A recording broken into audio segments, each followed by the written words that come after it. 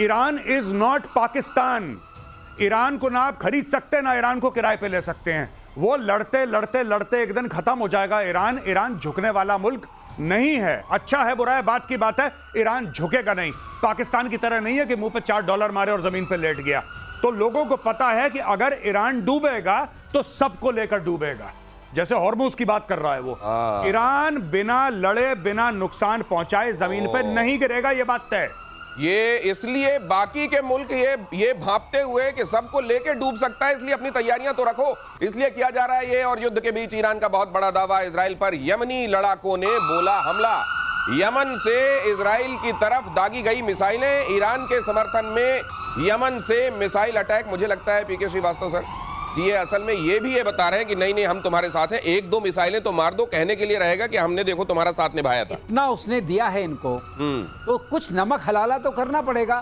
तो 2-4 मिसाइल मारने में क्या है, उनको पता भी है कि ये रोक लेंगे। ये भी पता है कि हमारे ऊपर काउंटर अटैक नहीं हो, लेकिन हाँ वो नमक हलाला करना पड़ता है। ये उस हवाले से लीजिए। आपने बहुत अच्छा टर्म इजाद किया है सर। पहले ये नमक हलाल होता था, अब आपने हलाला जो इसके साथ जोड़ा है ना, अब नमक के पैकेट भी कांप रहे हैं कई जगहों पर। लेकिन ये जो ये सर यमन ने ये भी कहा था कि देखिए लाल सागर में हम क्या करते हैं और किस तरीके से हम वहां जो अमेरिकी बेड़े हैं उन पर हमले करेंगे। ये मुंह ज्यादा चलाया जा रहा है, ये करेंगे भी ज्यादा। आपने हमेशा देखा है कि जितने भी टेररिस्ट ऑर्गेनाइजेशंस होते हैं और जितने भी इस तरह की ऑर्गेनाइजेशंस है, वो बातें ज्यादा आपको ऐसा डराएंगे। वो कहते हैं डर के अगर मान गए तो ठीक है। वो आपने देखा नहीं, अगर आप पास आए तो मैं आपको घूसा मार दूंगा। घूसा मारने की ताकत नहीं है, विचार है। ये वो हिसाब किताब है। यमन में कौन है? हूथी बैठे हैं। हाँ भाई, ये हूथी मार रहे हैं। हूथी जब मिसाइल इसराइल पे मारेंगे तो सऊदी की जमीन के ऊपर जाएगा। और कल परसों हमने आपसे ये बोला था कि हो ना हो सऊदी अरब कभी भी इस लड़ाई में कूद सकता है। आपने कहा हमारी बात हुई थी। ये वही चीज है कि अगर ये ज्यादा मिसाइल मारेंगे कहीं ना कहीं सऊदी अरब की एयरफोर्स आएगी और इनको ठोकेगी और इनको बैलिस्टिक मिसाइल से इनकी मिसाइल और ड्रोन भी हवा से उड़ाएगी। सॉरी, एयर डिफेंस जो सिस्टम है सऊदी। दिनेश, अब मुझे एक बात और आ रही है, एक प्रेडिक्शन और आगे आया, आप कह दीजिए। बोलिए। कि सऊदी अरब कूदेगा इस लड़ाई में। सऊदी अरब भी इस लड़ाई में बहुत जल्द शामिल होगा, आज ये एक्सपर्ट कह रहे हैं। प्रतिशोध में कहते हैं आगे होता हुआ दिखाई देता है। आज ये भी नोट कर लीजिए, देखते हैं क्या होता है। इजराइल का ईरान पर बड़ा हमला, 20 फाइटर जेट से सबसे बड़ा अटैक। करमनशाह हमदान में अफरा तफरी। तेहरान में भी इजराइल की एयर स्ट्राइक। ये देख लीजिए, तेहरान में तो एक जेल है एविन, वहां कहते हैं खामेनेई के सारे विरोधी बंद किए जाते हैं। वहां पे भी हमला करके गेटों पे कहा निकल जाओ भाई तुम लोग। वहां एक घड़ी लगाई हुई है सर, जिसको इजराइल के डिस्ट्रक्शन की घड़ी कहा जाता है। शब्द से लोग डर जाते हैं। हाँ, ये घड़ी मोरा दिल धड़के वाला जो है, एक घड़ी वो बाघेरी को भी दी थी यहाँ मुनीर ने, उसका भी यहाँ एक घड़ी बनाई भाई लोगों ने। खामेनेई ने कहा कि 15 सालों में देखिएगा आप इजराइल तबाह हो जाएगा। ये 2015 में कहा, तो 2021 में भाई लोगों ने घड़ी बना दी है इजराइल के डिस्ट्रक्शन की घड़ी, जो काउंटडाउन लगाए हुए हैं कि 2040 तक इजराइल साफ। इतनी अगर आप दुश्मनी रखते हुए किसी को पोर्ट्रे करके बताएंगे कि हम तुम्हारे इतने बड़े दुश्मन हैं, तो इजराइल तो अभी तक बेचारा फिर भी बहुत सहता चला गया। नहीं, इन लोगों ने यही करा है। इजराइल को मार देंगे, यहूदियों को मार देंगे, हम ये कर देंगे, हम वो कर देंगे और तुम्हारी नस्लें बर्बाद कर देंगे। एक बम मारा, फिर बोला यार ये तो बड़ा गलत आदमी है इजराइल, ये तो बहुत मारता है। अरे तुम जहर उगलते हो तो मारेगा ही तुम्हें, जब तुमने दुश्मन करार दे दिया। ये जो आप बात कर रहे हैं ना इसकी, ये जो अभी आपने न्यूज पढ़ी, यहाँ पे हर जगह बम मारा, उनकी एयरफोर्स गई और एयरफोर्स ने तेहरान में और दीगर शहरों में उन्होंने मिसाइल मारी, बॉम्ब मारे अपनी एयरफोर्स से। मैं एक बात पूछना चाहता हूं कि वो ईरान की काबिल एयरफोर्स जिसके कसीदे पढ़े जाते थे कि ईरान की एयरफोर्स है और आएगी धुआं धुआं कर देगी, आपने सुना एक जहाज नहीं उड़ा उनका, एक जहाज। वो एयरफोर्स है कहां पे ईरान की? सर वो वाले अगर वो उड़ा देंगे फाइटर जेट जो रखे हुए हैं, 80 के दशक के फाइटर जेट जो इनके पास थोड़े बहुत हैं, तो उनके कलपुर्जे उड़ते हुए ज्यादा दिखेंगे बजाय इसके, तो वो उड़ा के रिस्क कैसे ले लें? इनको डाउट है कहीं इजराइल तक पहुंचे ना पहुंचे, कहीं बीच में पता लगा सऊदी अरब में गिर गए, इराक में गिर गए कहीं पे। गौरव सचमुच नहीं पहुंचेंगे, रेंज नहीं है जी, वहां पहुंचेंगे नहीं। लेकिन एक बात और है, जो इन्होंने अभी उड़ाया ना वो जगह कुर्रम वरा क्या था, जी, वहां सारे इनके फतह मिसाइल्स हैं। ये जो मारा है इस बार, ये बहुत बड़ी बात है।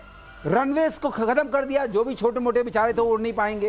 हेलीकॉप्टर्स खत्म कर दिए, मिसाइल लॉन्चर खत्म कर दिए, और मिसाइल लॉन्चर खत्म किए, अब मिसाइल्स भी खत्म कर रहे हैं। अगर मिसाइल्स खत्म हो गई, इनके पास उस रेंज की मिसाइल्स उड़ी है ना, उसमें से बाकी गंवा दी। अब 200-250 बची होंगी, उसमें मार दिया, पता नहीं कितने चले गए। तो ये बहुत बड़ी खबर है। ये जो मारा है, इजराइल क्या कर रहा है, चुन चुन के इनके जो भी फैंग्स हैं, हम बोलते हैं ना जो फैंग्स हैं, उसको कट कर रहा है एक के बाद एक। जहर के सारे दांतों को तोड़ा जा रहा है और ये चुन चुन कैसे, तो मेरे को धर्मेंद्र पाजी भी थोड़ी देर के लिए याद आ गया। ईरान के 6 एयरपोर्ट पर इजरायली हमला, ईरान के 15 फाइटर जेट तबाह, ईरान के F-14, F-5 फाइटर प्लेन्स को भारी नुकसान, बैलिस्टिक मिसाइल का इंजन बनाने वाली फैक्ट्री पर बमबारी। ये देखिए, यही कहा जा रहा था। ये थोड़े बहुत जो जमीन पर सैटेलाइट से जब देखते हैं आप, तो नक्शे के तौर पर जहां भाई लोगों ने थोड़े बहुत अपने प्लेन खड़े हैं, देखो मेरा प्लेन खड़ा है, तो उसको भी उड़ा दे रहे हैं ये। खड़ा तो रहने दो, चल तो वैसे ही नहीं पाएगा। कई जगहों पे लगा दिए जाते हैं ना चौक चौराहों पे इस टाइप से कि ये था, पहले लड़ता था। Static display. इनके पास हैं कौन से वाले फाइटर जेट्स वैसे सर? F-14 अच्छा, पुराने। एक्चुअली इनके पास जो जहाज जितने भी हैं वो शाह के जमाने के हैं, और इतने पुराने 79 से पहले वाले हैं। तो बाद में जब ये कट्टर सरकारें आई तो इन्होंने ये तय किया कि हम केवल मिसाइलें बनाएंगे, मिसाइल बनाएंगे, उस पर जोर दिया है। और मिसाइल अगर इनकी रीड है तो मिसाइल पर भी क्या हो रहा है वो भी देखिए। सारे जहर के दांत तोड़े जा रहे हैं जैसा कह रहे हैं मार्शल। और ईरान के 6 एयरपोर्ट तबाह हुए हैं इसमें, Tabriz, Hamdan, Tehran, Isfahan, Mashhad, देजफुल। ये यहाँ कहीं एयरपोर्ट हुआ करते थे वाला जब इनका नक्शा ये वाला बनेगा, ये ऑब्जेक्टिव क्या ईरान को पूरा बदल देने का, मेक ईरान ग्रेट अगेन वाली जो बात है वो होगा क्या? वही चैप्टर है। देखिए मैं आपको बताऊं, चाहे ये लोग पीट हेग्सेथ मना कर ले, मार्को रूबियो मना कर ले, तुलसी गैबार्ड मना कर ले, सच बात तो यह है कि ट्रंप के मुंह से बात निकल गई, मेक ईरान ग्रेट अगेन। और जब तक जो हम बात करते हैं इंटेंट और कैपेबिलिटी की, कैपेबिलिटी तो आपने फोड़ दी उनकी, आपने उनके न्यूक्लियर पे बम मार दिया, आपने उनके बैलिस्टिक मिसाइल, उनके एयरक्राफ्ट सब में बम मार दिया। अब इंटेंट की बात है, नियत। ईरान की नियत कैसे काटोगे? जब तक इनकी लीडरशिप चेंज नहीं होगी इनकी नियत नहीं कटेगी। नियत इंसान बांधता है, नियत हथियार नहीं बांधते, नियत इंसान बांधता है। ये इंसानों को निपटा रहे हैं, ये स्टोरी है यहाँ पे। ये और ये जो कह रहे हैं कि ट्रंप के मुंह से निकल गया, हो सकता है अभी उसका टाइम नहीं रहा हो, लेकिन वो आके बोल गए मेक ईरान ग्रेट अगेन। और ग्रेट अगेन मतलब उनकी निगाहों से ग्रेट। तो कैसा होगा समझ लीजिए। इजराइल का ईरान पर मिसाइल से हमला, इजरायली डिफेंस सिस्टम ने उड़ाई मिसाइल, ये देखिए जरा। लेकिन इसके बीच में एक बात मैं और करना चाहता हूं, अगर वाकई इन्होंने उनकी न्यूक्लियर फैसिलिटीज को वाकई तबाही कर दिया, इनके जो बॉम्बर आए थे अमेरिका के, तो इजराइल फिर से फोर्डो पे हमला क्यों कर रहा है? आज फिर हमला किया है फोर्डो पे। ऐसा है, फोटो पे जो हमला किया है अब ऊपर वाले का सॉर्ट आउट करना है। नहीं सर, वो ये बता रहे हैं कि B-2 बॉम्बर जहां पे छेद करके गए थे ना, वो बड़ा बड़ा जो काला काला से दिख रहा है, उसी में और डाला है। ये तो कहते हैं हम मैंने मारा, जैसे आपने किसी को मार दिया, में खा उसके बाद भी गोली मारते रहते हैं। को भाई पूरा श्योर कर लें, क्योंकि बीच में कहते हैं हमारा कुछ नहीं गया। अच्छा लो अब जाएगा।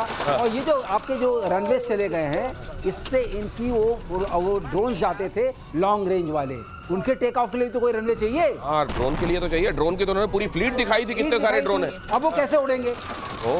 ये भी इनहिबिशन किया है। और अब अगर आप कह रहे हैं, मैंने ये अभी देखा नहीं था, अगर ये वाली बात है कुछ छेद के अंदर डालते जा रहे हैं। जैसे कई जगहों पे कि अगर भाई ये जो आपके स्ट्रिप्स बनाए गए हैं जहां से फाइटर उड़ेंगे, अगर नहीं कर पाए काम, हमला हो गया, तो इनको एक काम करो, हाईवे से उड़ा दो। तो ये क्या भाई लोग अपना ड्रोन कहीं हाईवे से भी उड़ा सकते हैं? उड़ा सकते हैं अगर उनको क्लियर हाईवे मिल जाए। लेकिन मुझे ऐसा लगता है कि जिस तरीके से इजराइल ने पूरी एयर सुपीरियरिटी हासिल कर ली है ईरान के ऊपर, अगर इनको पता लग गया जहां पे ड्रोन है, ड्रोन के अंदर ही मिसाइल जाएगी।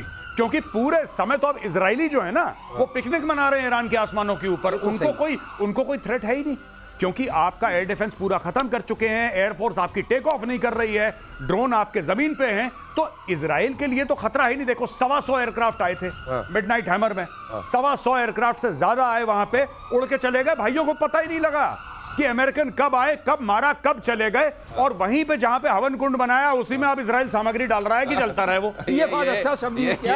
हवन कुंड में आहुतियां अभी और डाली जा रही है उसी जगह पर जहां पर वो कुंड बना गए हैं बॉम्बर्स। आगे देखिए, IRGC के हेडक्वार्टर पर इजराइल का अटैक, कारज में इजराइल ने किया जबरदस्त हंगामा, माफ कीजिए हमला, धुआं हो गया IRGC का। ये IRGC के तो ऐसे पीछे पड़े हैं, उनके इंटरनल सिक्योरिटी, उनका बासिज, ये सब जगह पर IRGC जहां दिख रहा है वहां फोड़े पड़े हैं। उसका कारण है बहुत बड़ा। IRGC क्यों इंपॉर्टेंट है?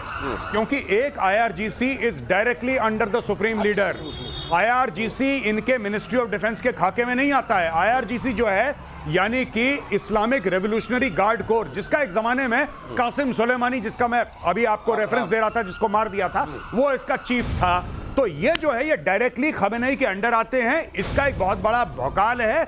इनका ईरान की पॉलिटिक्स, ईरान की मिलिट्री पे एक वर्चस्व है। तो जब आप आईआरजीसी को मारते हैं, आप खमेनेई को मारते हैं, इसलिए आईआरजीसी को मारना और इंपॉर्टेंट। दिनेश, और मैं थोड़ा सा ऐड कर दूं, आईआरजीसी जो है 79 के बाद आई है रेवोल्यूशन को प्रोटेक्ट करने के लिए।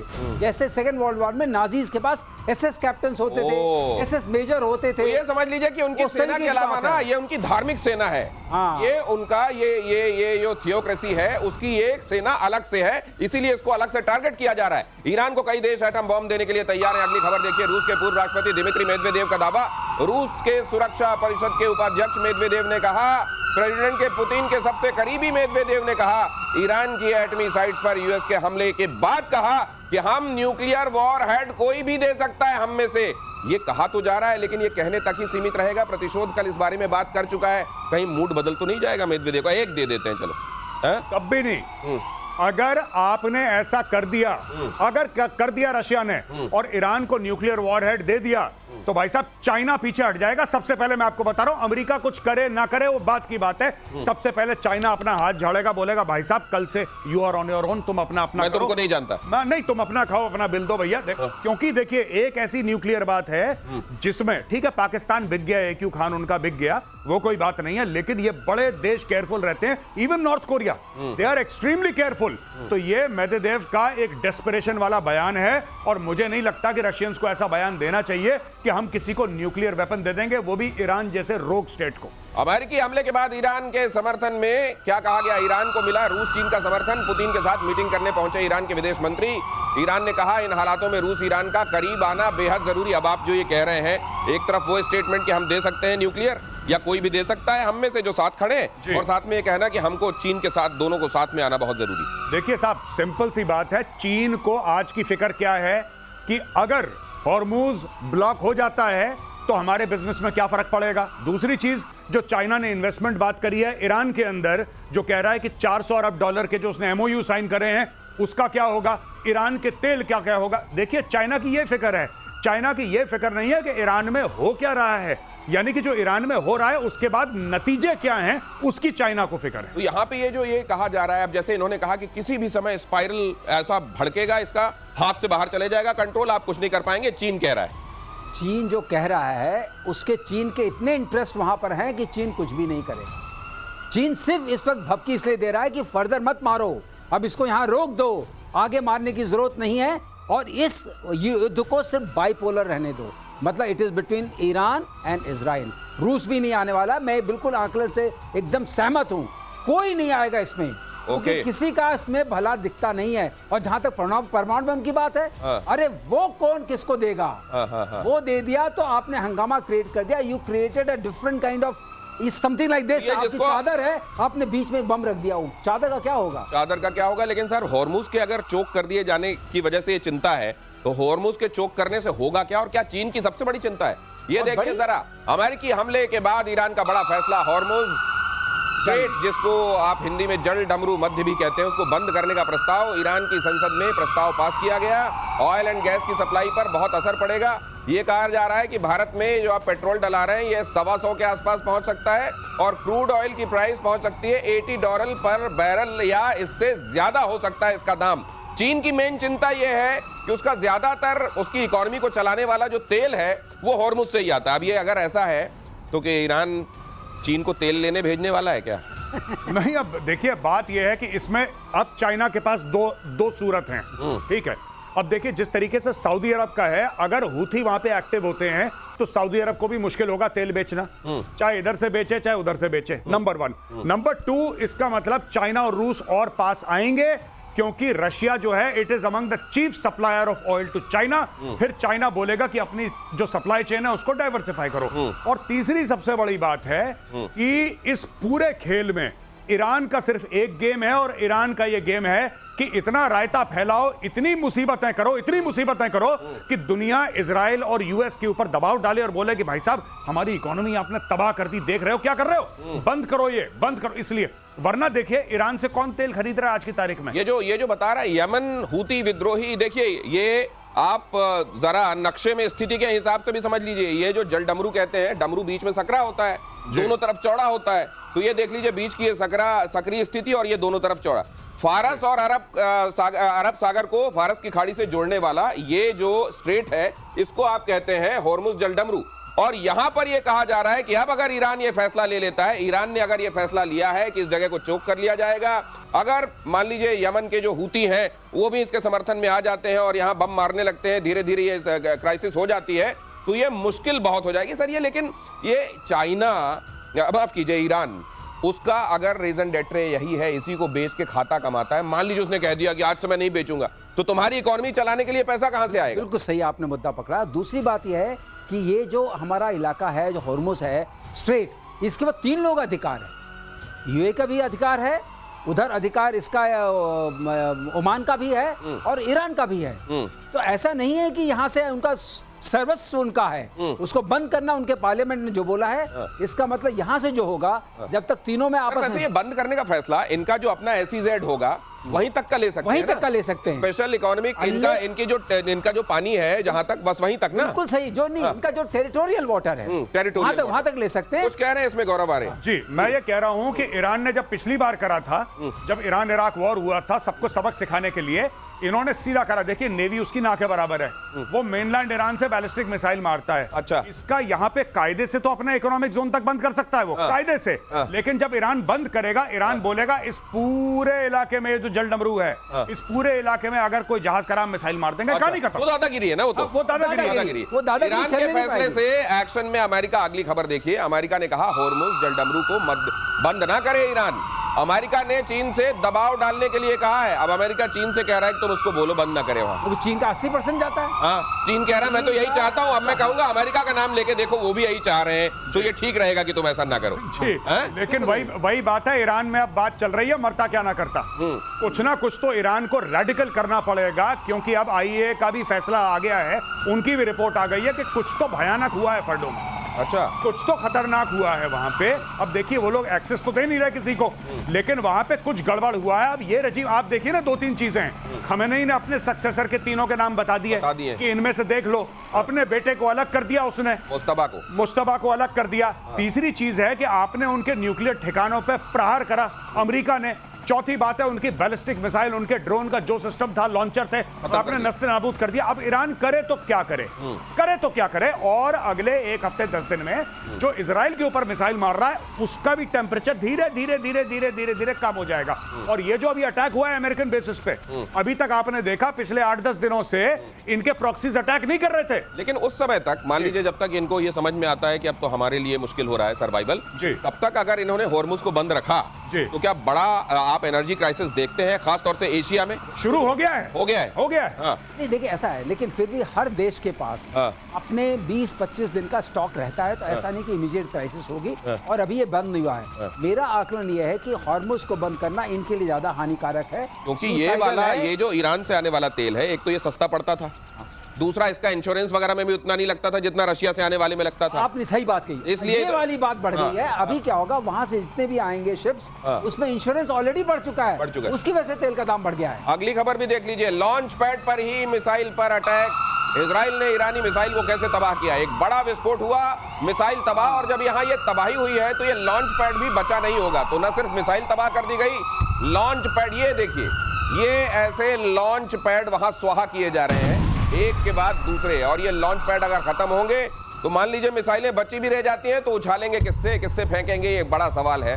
ये लेकिन उधर से फिर भी मिसाइलें चलाई जा रही हैं। आज दोपहर तक लगातार ईरान ने इजराइल में अलग अलग जगहों पर मिसाइल वर्षा की है। देखिए ईरान दिनेश कोई बहुत छोटा देश नहीं है, बड़ा देश है, 9 करोड़ लोगों की जनसंख्या है। सिविलाइजेशनली अगर आप देखते हैं तब भी अपने आप में सक्षम देश है। लेकिन 1979 के बाद से हम कहेंगे रिलीजियस फंडामेंटलिज्म में चला गया। उसकी वजह से इस देश की जो हानि हुई है, और जो इसका वो रेडिकलिज्म आया है, और इसने 3 अपने जो उस तरह के प्रॉक्सीज क्रिएट किए इजराइल को खत्म करने के लिए, वो इसकी जो विरासत बनी वही इसके लिए सबसे घातक बनी। अब बात यह है कि ये लोग ये देखिए एक क्षमता देखिए इजराइल की कि लॉन्च पैड पर ही मिसाइल को देख करके मार दिया। ये बहुत बड़ी क्षमता है। अगर आप ये चाहते हैं, इसका मतलब आपका सैटेलाइट ऑब्जर्वेशन कंटिन्यूअस है, आप जानते हैं कहां से लॉन्च होने वाला है। ये समझिए आप आते हैं, इसका मायना, इसका मतलब आपकी सैटेलाइट लगातार देख रही है कहां पे आपने मिसाइल तान दी। आपके पास या तो यूए की तरफ से आप कर रहे हैं निरीक्षण, इसका मतलब observation of the battlefield is total and complete. ये समझ लीजिए। और यूएई को और सऊदी अरब को इस समय जो मुस्लिम वर्ल्ड है वो किस तरीके से देख रहा होगा सर, वो भी बताइएगा। लेकिन ईरान ने दिखाई अपनी मिसाइल की ताकत, एक साथ उड़ती हुई दिखी मिसाइलें, बारूद के साथ साइकोलॉजिकल वॉरफेयर भी चल रहा है। इजराइल पर अटैक कर रहा है ईरान। ये वीडियो जारी किया गया है और ये वीडियो ईरान की तरफ से जारी किया गया। जब आपको वीडियो जारी करना पड़े ना, तो मुझको लगता है फिर आप असल में जारी नहीं कर पा रहे हैं, इसलिए वीडियो जारी करना पड़ रहा है। अपना भाई मीम बना रहा है। हमें नहीं जो कहता है कि अभी पनिशमेंट मिलेगी और रेट्रीब्यूशन होगा और ज़ायनिस्ट स्टेट को, ये देखिए ये बिल्कुल ऐसा है, लग रहा है पीआर एजेंसी ने बनाया है। और आप अगर खमेनेई का ट्विटर हैंडल देखेंगे, एक्स पे जाके देखेंगे, तब आप देखेंगे कि वो स्कल बना रहा है और वहां पे वो स्टार जो है इजराइल का जो एम्ब्लम है वो बना रहा है और ये मीम बना रहा है। अब ये मीम वॉरफेयर पे आ गए हैं ये लोग, मीम वॉरफेयर जी। और सबको दिखाने के लिए ये क्यों वीडियो जारी कर रहे हैं, हमने इतनी मिसाइलें मारी हैं, क्यों? अगर भाई आप ये जारी करो कि ईरान के जो एयरफोर्स है, ईरानियन एयरफोर्स तेहरान के ऊपर उड़ रही है, तब हम मानेंगे।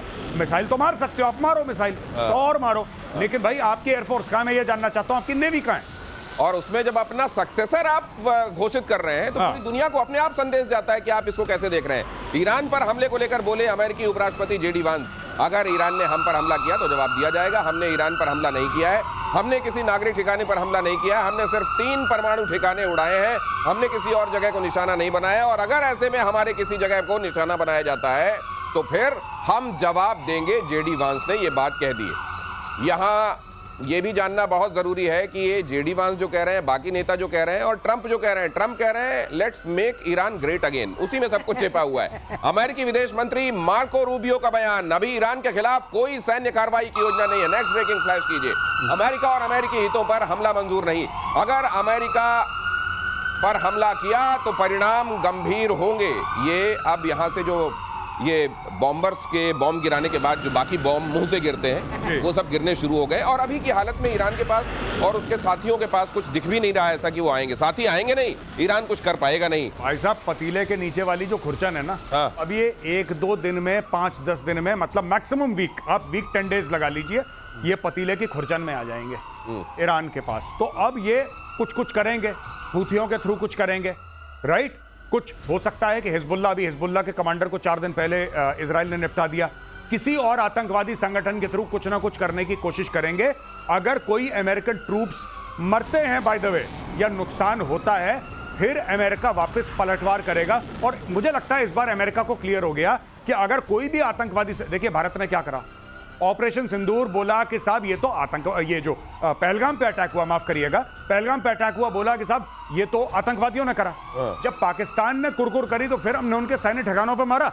यही चीज अमेरिका को भी क्लियर हो गई है, पहले से क्लियर थी, अब बिल्कुल क्लियर हो गई है। अटैक कोई भी करे, कोई भी करे अटैक, मार तेहरान को पड़ेगी, मार उसको पड़ेगी जो पाल रहा है ऐसे सांपों को, उसको मार पड़ेगी। ईरान की अमेरिका को धमकी, ईरान के विदेश मंत्री अब्बास अराक्ची का बयान, ईरानी सेना तय करेगी कि जवाबी कार्रवाई कब, कहां और कैसे।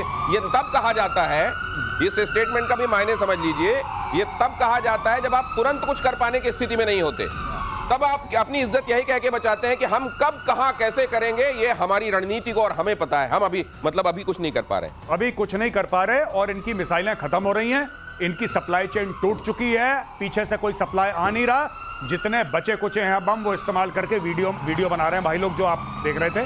बस इतना ही है। अब ये वीडियो बनवा लो इनसे। एक्चुअली ये बम भी नहीं है वीडियो में, ये तो AI वाला है। इसमें कोई नहीं लग रहा है किस टाइप का, ऐसे कैसे आप लॉन्च करते हैं? वो जो मिसाइलें जा रही हैं, कोई परेड थोड़ी ना हो रही है। ऐसा थोड़ी है दिवाली में कई रॉकेट में आपने आग लगा दी। मुझे भी डाउट है कि AI का है। आप बताइए, परेड थोड़ी ना हो रही है, लेकिन जारी किया गया है वहां से, तो इसका मतलब कोई दुश्मन आएगा, मारता निकल जाएगा, मारता हुआ निकल जाएगा। अब देखिए जरा अगली खबर, न्यूक्लियर साइट पर हमले के बाद बौखलाया ईरान, खमेनेई ने सोशल मीडिया पर लिखा, दुश्मन ने बहुत बड़ा अपराध किया है, इजराइल को सजा मिलनी ही चाहिए, उसे सजा मिल भी रही है। खमेनेई ने अमेरिका का जिक्र तक नहीं, यही बात मैं कह रहा था, अमेरिका का नाम नहीं ले रहे हैं, नाम नहीं ले रहे, क्योंकि मार वहीं से पड़ी है, दर्द वहीं से आया है।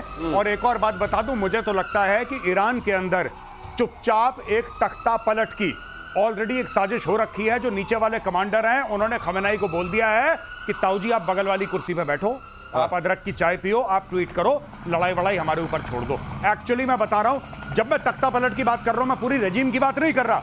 मैं ये कह रहा हूं कि इसको संदेश मिल चुका है अपने कमांडर से कि सर आप कोने में बैठ के चाय पियो, अब आप ऐश करो, रिटायर हो जाओ। कि बंकर है, बंकर में 3 कमांडर है, वही 3 कमांडर रहते हैं, उन्हीं को बता देते हैं ये वाला संदेश अब ट्वीट कर दो। वो जाके बाहर किसी ऐसी जगह से जहां ट्वीट करने पे पकड़ में ना आए कहां से हुआ है, ऐसी जगह से ट्वीट कर देते हैं। तब तक वो 2 रहते हैं, फिर आ जाते हैं। उन्हीं में से किसी को इन्होंने अपना सक्सेसर बनाया है। मैंने तो बोला इनको, मैंने बोला था कि मैंने बोला भाई साहब, मैंने क्यों इनको बोला, ये उत्तर प्रदेश के रहने वाले हैं, बाराबंकी के। हाँ जी। तो मैंने बोला भैया अपने यूपी वाले इनको सही सलाह दे दो, ये बुजुर्ग वर्ग जो हैं यहाँ पे, खमेनी साहब ये बाराबंकी के हैं ओरिजिनली। तो मैंने बोल दिया कि भाई साहब आप ट्वीट मत करो, यहूदी पीछे पड़े हुए हैं, वो सिग्नल पकड़ लेंगे आपका, और जहां पे मोबाइल फोन है मोबाइल फोन के ऊपर ही गिरेगी, फिर मोबाइल फोन के ऊपर गिरेगी।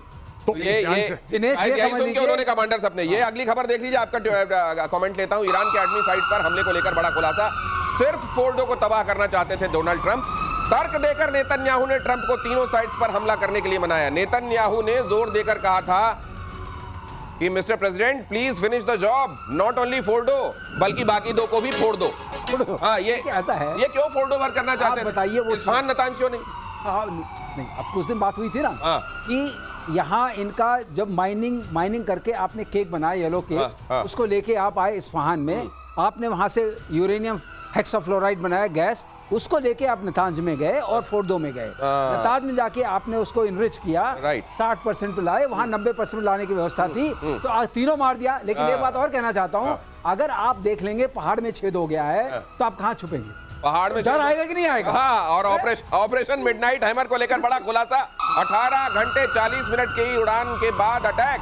12 किलोमीटर की ऊंचाई में B-2 बॉम्बर ने गिराए बॉम्ब। 7 B-2 बॉम्बर्स ने 14 बंकर बस्टर बॉम्ब गिराए। लेकिन बहुत सारे लोग कह रहे हैं कि मजाक मजाक में आपने खर्च बहुत कर दिया, रेडियो एक्टिविटी एक नहीं मिल रही, कहीं ऐसा तो नहीं है सब सरकार दिया गया माल? यही दिनेश कई बार मैं बता चुका हूँ, आपने छेद किया 200 फुट, हाँ, और वहीं पे सब तबाही हो गई। उसके बाद आप फोड़ा आपने। सर थोड़ा बहुत तो मिलना चाहिए सिग्नल कि हाँ यहाँ अंदर कहीं। अरे आप 200 फुट पहाड़, लेकिन ये मेजर गौरव आर्य कह रहे हैं किसी को जाने तो दिया नहीं जा रहा है, क्या पता वहाँ छोटा मोटा मिलेगा, वो लीक करता हो छोटा सा, लेकिन वो अब पहाड़ जैसे सर ने कल बताया था कि जब आपने मारा वो अंदर जाके फटा 200, अब पूरा पहाड़ उसी के ऊपर गिर गया। अब बाहर आपको क्या दिखना है, वो तो दब गया उसके अंदर, ऊपर से छेद ही दिखेगा। और हाँ, और फिर वही बात है कि क्या ये अलाउ कर रहे हैं किसी को कि जाके, अगर खुले में होता तो रेडिएशन दिख जाता, ये खुले में तो है ही नहीं, तो पहाड़ के अंदर है फोटो। हाँ सही बात है, रेडिएशन ऐसे धुएं टाइप का तो दिखाई नहीं देगा कि आप देख लें दूर से आपको समझ में आ जाए। रेडिएशन तो पता चलते चलते चलता है, या फिर राफेल ग्रॉसी बता दें तो अच्छी बात। साइंटिफिकली एक और बात है, साइंटिफिकली ये बात है बहुत जल्दी से आप अगर ऐसे इनरिचमेंट वाले उसमें डालते हैं प्रोसेसिंग यूनिट में, तब रेडिएशन नहीं भी होता। कई बार रेडिएशन नहीं भी होता। ईरानी न्यूक्लियर साइट्स की नई तस्वीर से खुलासा, नतांज और इस्फहान एटमी साइट पर तबाही। नतांज परमाणु साइट पर 5 मीटर का गड्ढा, ये तो केवल दिख रहा है इससे ज्यादा बड़ा। इस्फहान परमाणु केंद्र पर भी दिख रहा है नुकसान। ये कई जगह गड्ढे दिखाई दे रहे हैं जिनको हवन कुंड कह रहे हैं अभी मेजर गौरव आर्य, और जिसमें इजराइल और बॉम्ब डाल के आहुतियां डालता जा रहा है। ये कुल मिलाकर प्रतिशोध की ज्वाला, ये अग्नि लगातार भड़क रही है, और अंदेशे ये हैं कि कहीं दूसरे मुल्क भी इसमें शामिल तो नहीं हो जाएंगे। अभी तक लगता तो नहीं है, सब अपना अपना हित देख रहे हैं, लेकिन कब कहां किसका दिमाग कुछ और सोचने लगे। खासतौर से आप ऐसे मुल्कों के बारे में भी जानते हैं जो ईरान के साथ खड़े हुए हैं, जहां अभी कुछ सोचा जाता है और फ्रैक्शन ऑफ सेकंड्स में कुछ और।